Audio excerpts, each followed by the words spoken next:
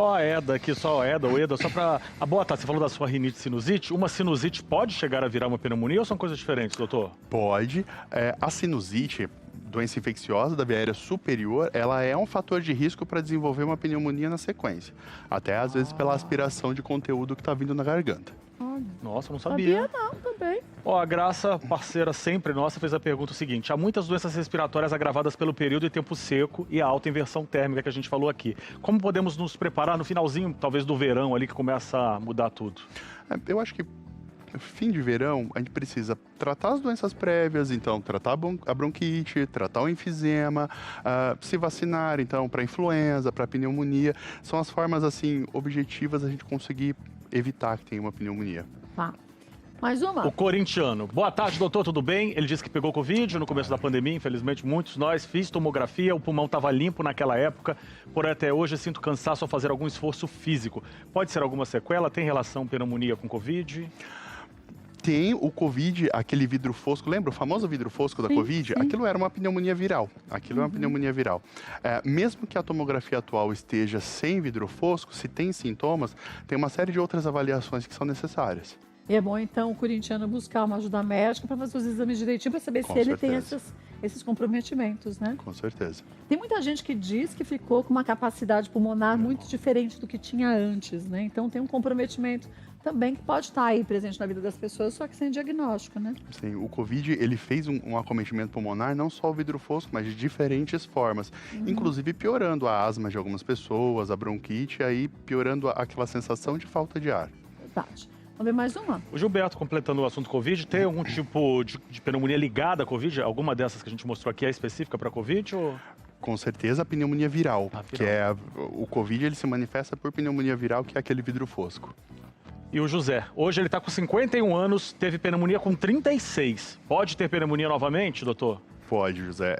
Uma vez que você tenha tido um quadro respiratório de pneumonia, é possível, e aí ligado àqueles fatores de risco também. Você fica mais suscetível. Isso. Vamos para os nossos mitos e verdades? Vai mandando suas perguntas também, ó. Tomar sorvete aumenta a chance de ter doenças respiratórias. você Eu tava adora. morta. Ai. A Kátia toma sorvete se deixar todo dia. Não, E no inverno. Mas pode tomar sorvete. Pode, né? Isso, na verdade, é um mito. O que é mais ligado à questão de temperatura, a pessoa associa, né? O friozinho do sorvete, mas é a oscilação térmica. Então, e não a presença do sorvete aí. Então é melhor a gente tomar um sorvete no inverno do que no verão, para não ter a oscilação de temperatura dentro do corpo geladinho e fora quente, não tem nada a ver, né? Não. Quando eu falo assim de oscilação, Sim, é de temperatura, hora de manhã frio, à tarde quente. Ou então, pensa naquele dia assim, 35 graus, você entra no carro e liga o ar-condicionado a 17. É, isso eu nunca faço. Aí você vai fazer uma oscilação Vai. térmica sem necessariamente mudar a estação. Para quem tem problemas de asma, bronquite, rinite, sinusite, ar-condicionado muito gelado também é um grande vilão, não é? Sim, o ar-condicionado é um problema. Tanto é que um dos exames de investigação é justamente correr na esteira com ar-condicionado gelado, para você irritar o pulmão e saber se aquilo se manifesta ou não. Por isso tem aquele ar-condicionado ligado, geladão?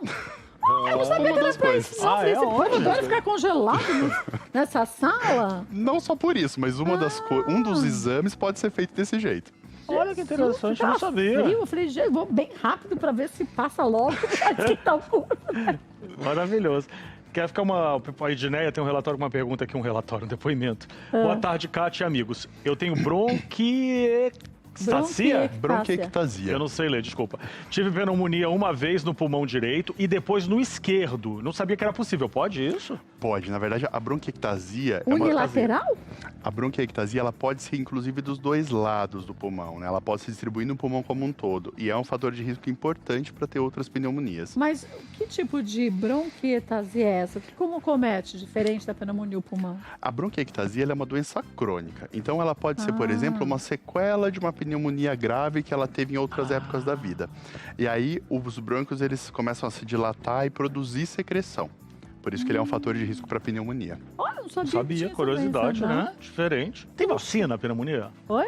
Tem Pneumonia vacina? Tem vacina vacina. para pneumonia. É? Tem. Eu E no quero posto tomar. de saúde mesmo, né?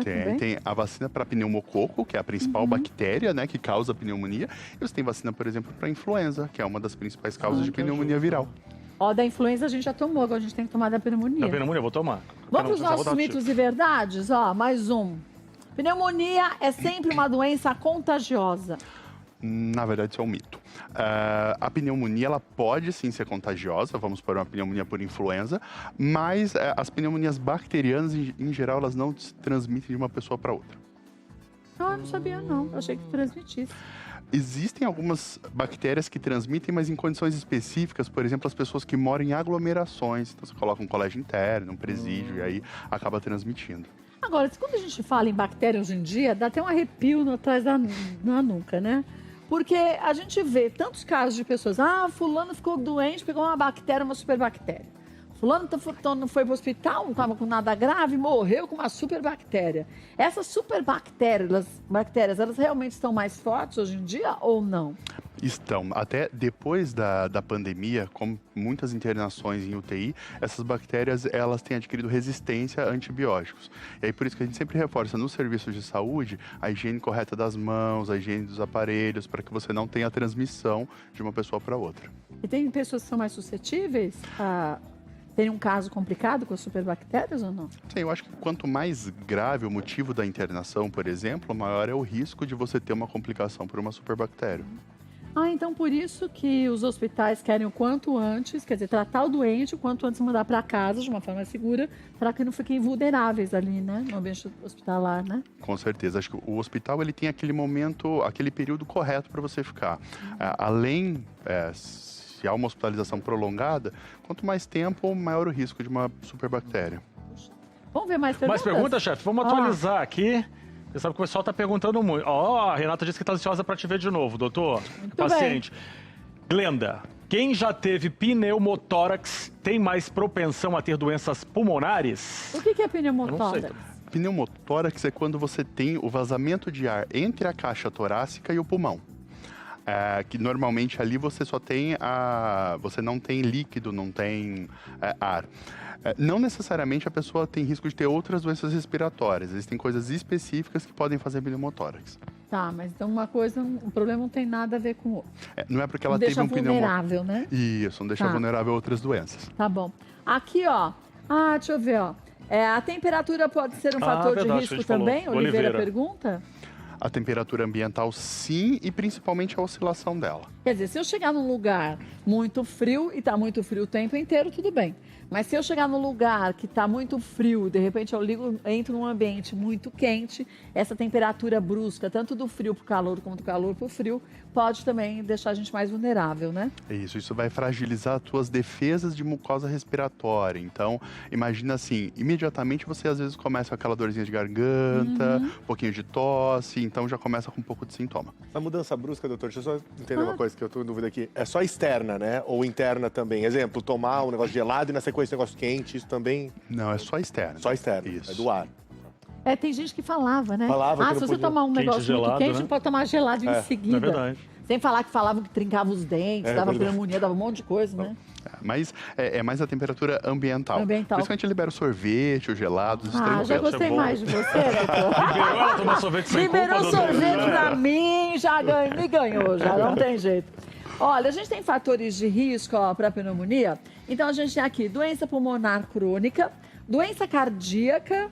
Ela interfere também? Interfere. As pessoas com doença cardíaca grave têm um risco maior de pneumonia e de fazer infecção mais grave. Olha, o diabetes também, né? Com certeza. O diabetes, principalmente quando ele não está controlado. Câncer. Sim. Pela fragilidade, né? Todos os tipos de tumor e até mesmo as pessoas que estão fazendo tratamento, eventualmente uma quimioterapia.